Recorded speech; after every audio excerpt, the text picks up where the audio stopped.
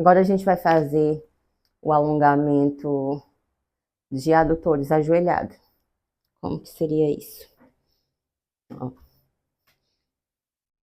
Abre, ó. Meu pé vai estar sempre rotacionado para fora. Abre o máximo que der aqui os joelhos.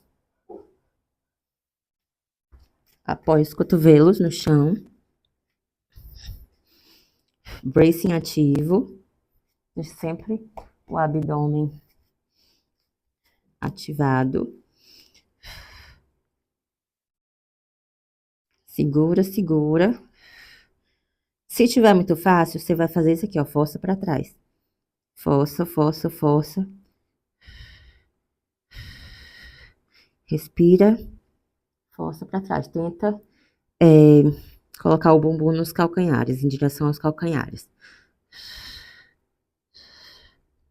Força, força.